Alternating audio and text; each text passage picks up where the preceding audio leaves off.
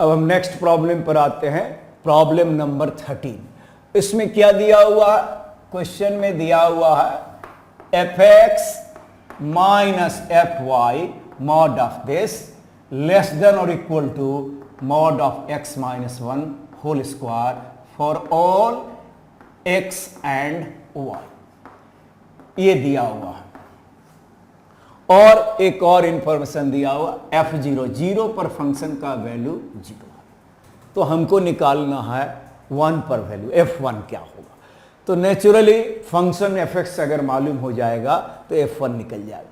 तो ऐसे प्रॉब्लम में जब इनइक्वालिटी दिया हुआ होता है, तो इनइक्वालिटी में अगर ऐसा है fx less than equal to gx, तो लिमिट हम दोनों तरफ ले सकते हैं, limit fx less than equal to limit gx। हाँ, लिमिट लेते समय अगर यहां लेस देन भी रहता तो लिमिट लेने पर लेस देन और इक्वल टू हो जाता है, इक्वल टू भी हो सकता है।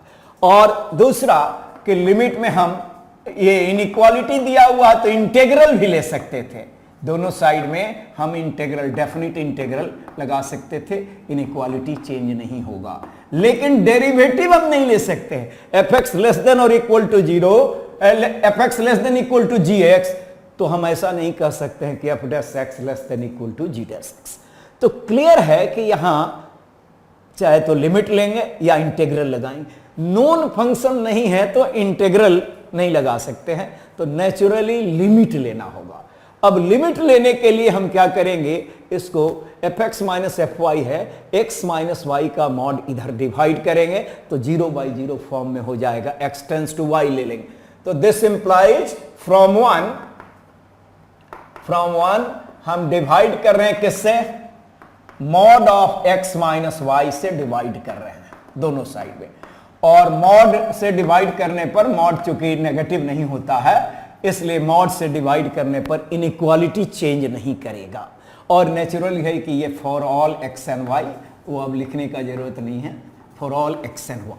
और ये जानते हैं mod a by mod b, mod a by mod b, mod a by b होता है, तो ये mod a by mod b हुआ, mod a by mod b, तो मॉड a बाई b लिख दिया और x माइनस y। और दोनों साइड लिमिट लेते हैं, x टेंस टू y भी ले सकते हैं, y टेंस टू x भी ले सकते हैं। तो इसी स्टेप में हम लिमिट ले रहे हैं x tending to y, limit x tending to y। अब यहां देखिए ये 0/x टेंडिंग टू y जब है तो इस साइड वाला वेरिएबल होता है, x वेरिएबल है और y कांस्टेंट है। तो ये x वेरिएबल है, y कांस्टेंट है, इसमें देखिए 0/0 फॉर्म हो जाएगा, fx minus x tends to y है, x टेंस टू y है, तो fy minus fy by y minus y 0/0 form है। और 0/0 फॉर्म है तो हम एल हॉपिटल्स रूल लगा सकते हैं। एल हॉपिटल्स रूल अगर लगाते हैं तो डिफरेंशिएट करना होगा fx का x के रेस्पेक्ट में f डैश x और fy का, या इस सीधे डेरिवेटिव के फॉर्म में है, डेरिवेटिव का फॉर्म हम बतला चुके हैं, f डैश a डायरेक्टली ये भी होता है fx minus fa by x minus a, x tending to a, f dash a होता। तो नेचुरली उसी फॉर्म का है, a की जगह पर y है, fx minus fa by x minus a, x tending to a। तो इसको हम f डैश, इसको क्या लिख सकते हैं, f डैश a, तो a की जगह पर क्या हुआ, f डैश y। या एल हॉपिटल्स रूल लगा दीजिए, 0/0 फॉर्म है, डिफरेंशिएट कीजिएगा तो आ जाएगा। ये इस फॉर्म से डायरेक्टली हुआ fx minus fa by x minus a, x tending to a, f dash a। और इधर तो इनडिटर्मिनेट फॉर्म है नहीं, तो x के जगह पर y रख देंगे तो 0 आ जाएगा। तो mod f dash y less than equal to 0। और हम ये भी जानते हैं कि मॉड कभी लेस देन 0 नहीं होता है, तो f डैश y का mod less than equal to 0 का क्या मीनिंग हुआ कि f dash y less than 0 तो हो नहीं सकता, तो इसका मॉड इक्वल टू 0, क्योंकि मॉड नेगेटिव नहीं होता है, तो it cannot be less than 0। तो इक्वल टू 0 हुआ। और मॉड इसका 0 कब होगा, जब f डैश y 0 है। तो ये आ गया फॉर ऑल y। अगर हम x के टर्म्स में लिखना चाहते हैं तो this is true for all y, तो हम f डैश x भी 0 लिख सकते हैं, for all x replacing y by x। तो अब हमारे पास ये फाइनल रिजल्ट आ गया f dash x is equal to 0 for all x. और इसका डेरिवेटिव अगर 0 है for all x at all x तो ये कांस्टेंट फंक्शन होगा, तो एफ एक्स इज कांस्टेंट। और जब एफ एक्स कांस्टेंट है तो इसका मतलब एफ एक्स का वैल्यू हर एक पॉइंट पर सेम आएगा। 0 पर वैल्यू 0 दिया हुआ है तो every point at each point F x will be 0। Since F x is 0, f0 is 0, 0 पर वैल्यू 0 दिया हुआ है तो f x is 0 for all x. Constant function है तो एक पॉइंट पर जो वैल्यू है सारे पॉइंट्स पर वही वैल्यू होगा, तो f x is 0 for all x, तो हम कह सकते हैं कि f1 भी 0 होगा। Final answer f1 is equal to 0। अब हम नेक्स्ट प्रॉब्लम पर आते हैं, प्रॉब्लम नंबर 14। इसमें क्या दिया हुआ है, given fx is equal to x by 1 plus mod x when mod x greater than or equal to 1 and x by 1 minus mod x when mod x less than or equal to 1। हमको continuity और differentiability examine करना है। इसमें नहीं दिया हुआ कि किस पॉइंट पर एग्जामिन करना है, नेचुरली हमको पहले डाउटफुल पॉइंट्स खोजना होगा। हम जानते हैं मॉड एक्स पहले हटा लेते हैं और इसके बारे में भी जानते हैं इनइक्वालिटी कैसे होता है। मॉड एक्स अगर लेस देन इक्वल टू 1 है तो this is equivalent to x lies between -1 and 1, और मॉड एक्स ग्रेटर देन और इक्वल टू 1 है, इसमें इक्वल टू 1 नहीं लेस देन है क्योंकि डिनोमिनेटर 0 नहीं होना चाहिए। तो मॉड एक्स लेस देन 1 पर यह है, mod x greater than equal to 1 पर यह है। तो मॉड एक्स लेस देन 1 का मीनिंग क्या होगा, x lies between -1 and 1, और mod x greater than equal to 1 इसका मीनिंग होता है is equivalent to x less than equal to -1 और x greater than or equal to 1। mod x less then 1 का meaning ये हुआ, mod x greater than 1 का meaning ये हुआ। लेकिन mod है तो mod का वैल्यू हम जानते हैं कि ये mod x माइनस x होगा अगर x नेगेटिव है और प्लस x होगा अगर x पॉजिटिव है, और 0 दोनों में से किसी में ले सकते हैं, दोनों में भी हम ले सकते हैं। तो ये जो रिजल्ट हुआ इसको हम यहां यूज करते हैं। तो ये mod x को 2 पार्ट में लिखते हैं। mod x को क्या लिखेंगे, एक बार -x लिखेंगे जब x नेगेटिव, तो इस फंक्शन को हम लिखते हैं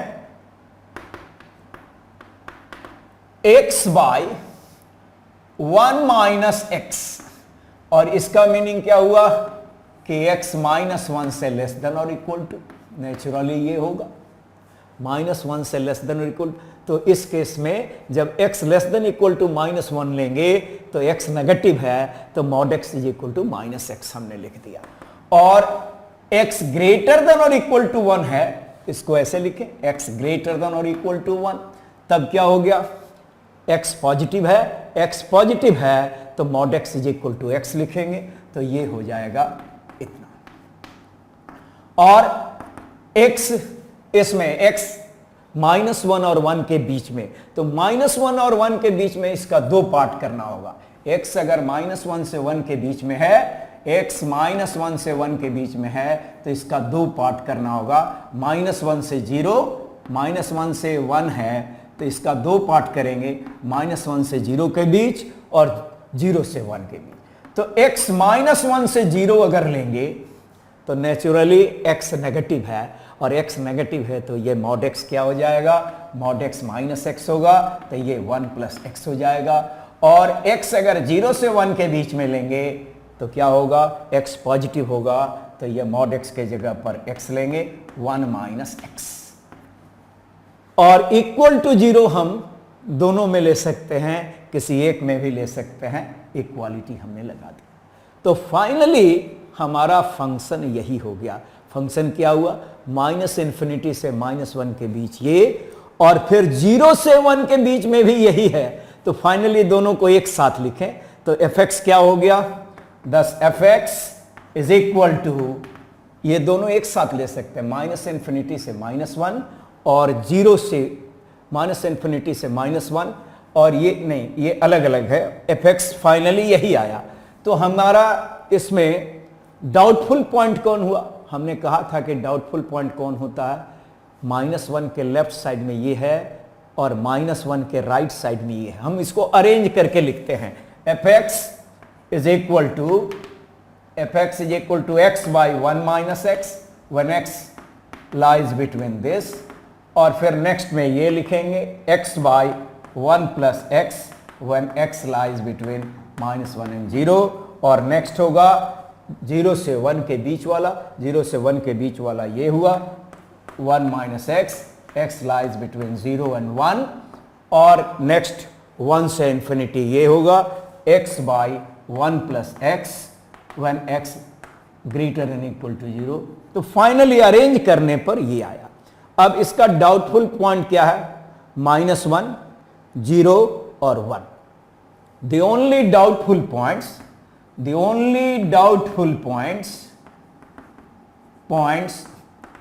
for continuity and differentiability of fx are x is equal to -1, 0 and 1। तो हम ये डाउटफुल पॉइंट हमने खोज लिया।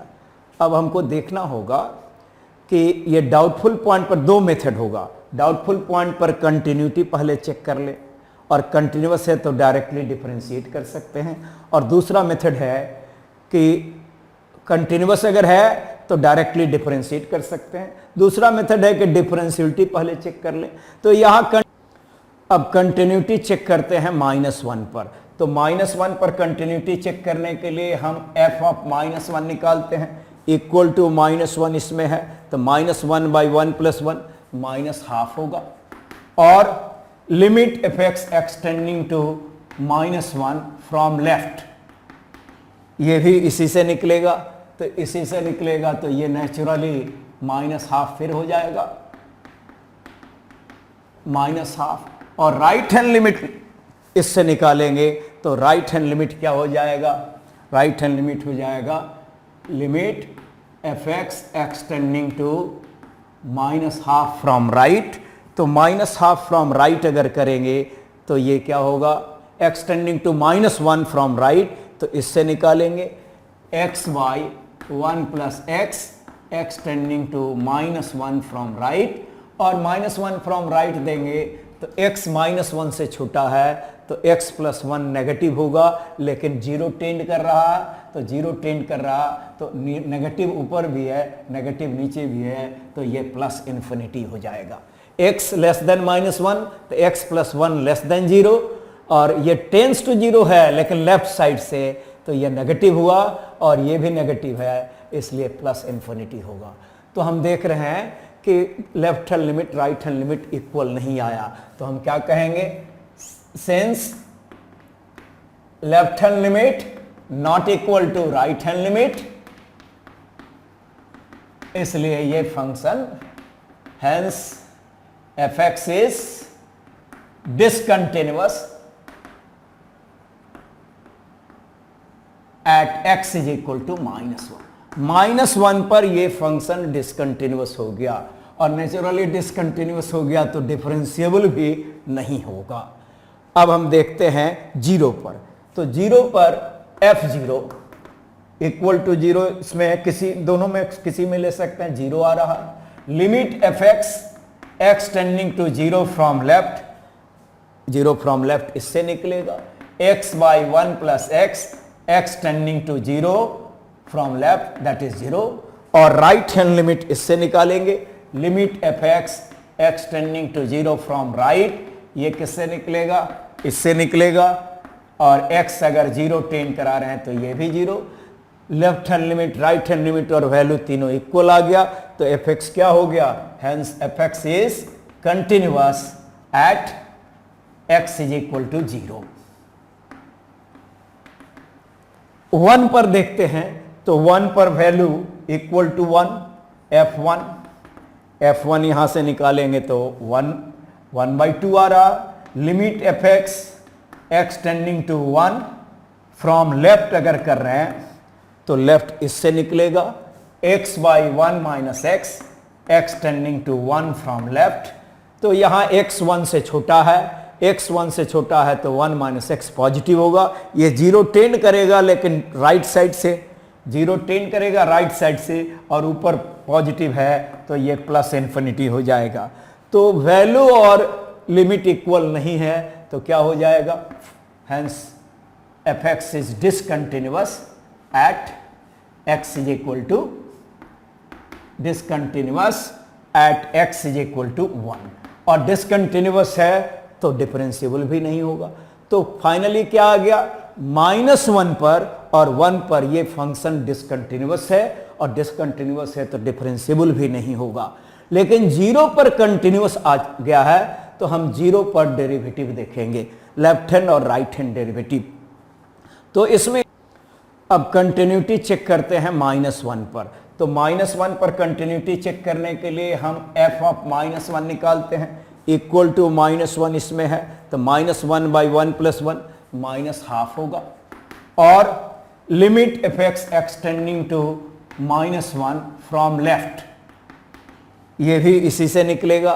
तो इसी से निकलेगा तो ये नेचुरली -½ फिर हो जाएगा, -½ और राइट हैंड लिमिट इससे निकालेंगे तो राइट हैंड लिमिट क्या हो जाएगा, राइट हैंड लिमिट हो जाएगा limit fx x tending to -½ from right. तो -½ फ्रॉम राइट अगर करेंगे तो ये क्या होगा, एक्सटेंडिंग टू -1 फ्रॉम राइट, तो इससे निकालेंगे x by 1 plus x x tending to -1 from right, और -1 फ्रॉम राइट देंगे तो x -1 से छोटा है तो x प्लस 1 नेगेटिव होगा, लेकिन 0 टेंड कर रहा है तो 0 टेंड कर रहा तो नेगेटिव ऊपर भी है नेगेटिव नीचे भी है तो ये प्लस इन्फिनिटी हो जाएगा। x लेस देन -1 तो x प्लस 1 लेस देन 0, और ये टेंस टू 0 है लेकिन लेफ्ट साइड से तो ये नेगेटिव हुआ और ये भी नेगेटिव है, इसलिए प्लस इन्फिनिटी होगा। तो हम देख रहे हैं कि left hand limit right hand limit equal नहीं आया, तो हम क्या कहेंगे, since left hand limit not equal to right hand limit, इसलिए ये function hence fx is discontinuous at x is equal to -1 पर ये फंक्शन डिसकंटिन्यूअस हो गया, और नेचुरली डिसकंटिन्यूअस हो गया तो डिफरेंशिएबल भी नहीं होगा। अब हम देखते हैं 0 पर। तो 0 पर f0 इक्वल टू 0, इसमें किसी दोनों में किसी में ले सकते हैं, 0 आ रहा, limit fx x tending to 0 from left, 0 from left इससे निकलेगा x by 1 plus x x tending to 0 from left that is 0, और राइट हैंड लिमिट इससे निकालेंगे, limit fx x tending to 0 from right, ये किससे निकलेगा, इससे निकलेगा, और x अगर 0 टेंड करा रहे हैं तो ये भी 0, left hand limit right hand limit और वैल्यू तीनों इक्वल आ गया, तो fx क्या हो गया, hence fx is continuous at x is equal to 0। 1 पर देखते हैं, तो 1 पर वैल्यू इक्वल टू 1 f1 यहां से निकालेंगे तो 1/2 आ रहा, limit fx x tending to 1 from left अगर कर रहे हैं तो लेफ्ट इससे निकलेगा x by 1 minus x x tending to 1 from left. तो यहां x 1 से छोटा है, x 1 से छोटा है तो 1 माइनस एक्स पॉजिटिव होगा, ये 0 टेंड करेगा लेकिन राइट साइड से, 0 टेंड करेगा राइट साइड से और ऊपर पॉजिटिव है तो ये प्लस इन्फिनिटी हो जाएगा। तो वैल्यू और लिमिट इक्वल नहीं है तो क्या हो जाएगा, hence fx is discontinuous at x is equal to discontinuous at x is equal to 1, और डिसकंटिन्यूअस है तो डिफरेंशिएबल भी नहीं होगा। तो फाइनली क्या आ गया, -1 पर और 1 पर ये फंक्शन डिसकंटिन्यूअस है, और डिसकंटिन्यूअस है तो डिफरेंशिएबल भी नहीं होगा। लेकिन 0 पर कंटिन्यूअस आ गया है तो हम 0 पर डेरिवेटिव देखेंगे, लेफ्ट हैंड और राइट हैंड डेरिवेटिव। तो इसमें अब यहां क्या था, एफ एक्स था x by 1 plus x when x is less than 0, और एफ एक्स था x by 1 minus x when x is greater than 0। तो चाहे तो हम लिमिट के टर्म्स में भी डेरिवेटिव देख सकते हैं या डायरेक्टली डिफरेंशिएट करके भी देख सकते हैं। अगर डायरेक्टली डिफरेंशिएट करते हैं तो एफ डैश एक्स क्या होगा, इसका डेरिवेटिव u बाई वी के फॉर्म पर v का स्क्वायर, v इंटू यू का derivative minus u into v का डेरिवेटिव, x कैंसिल हो जाएगा 1 बाई 1 प्लस एक्स स्क्वायर, और तब ये लेफ्ट हैंड डेरिवेटिव इससे निकलेगा तो एफ डैश 0 माइनस 0, इसमें 0 रख देंगे, 1 by 1 plus 0 whole square that is 1। Left hand derivative at 0 1 आ गया। राइट हैंड डेरिवेटिव एट 0 तो एफ डैश एक्स इससे निकालेंगे, राइट वाले से इसका डेरिवेटिव निकालेंगे u बाई वी के फॉर्म पर v का स्क्वायर, v इंटू यू का derivative minus u into v का डेरिवेटिव, माइनस एक्स और प्लस एक्स कैंसिल हो जाएगा, 1 बाई 1 माइनस एक्स का होल स्क्वायर आ गया, और ये राइट हैंड डेरिवेटिव वाला था तो f dash 0 plus 0 1 minus 0 whole square that is 1। तो 0 पर लेफ्ट हैंड डेरिवेटिव भी 1 आया, राइट हैंड डेरिवेटिव भी 1 आया, since left hand derivative is equal to right hand derivative, hence fx is differentiable, fx is differentiable at x is equal to 0। तो final conclusion क्या हुआ, इस फंक्शन का doubtful point for continuity and differentiability था -1, 0 and 1। -1 और 1 पर ये function discontinuous है और डिसकंटिन्यूअस होने के चलते डिफरेंशिएबल भी नहीं हुआ, लेकिन 0 पर ये फंक्शन कंटिन्यूअस था और हमने देखा कि डिफरेंशिएबल भी है। तो 0 पर ये फंक्शन कंटिन्यूअस और डिफरेंशिएबल दोनों है, और -1 और 1 पर न कंटिन्यूअस है और न डिफरेंशिएबल है।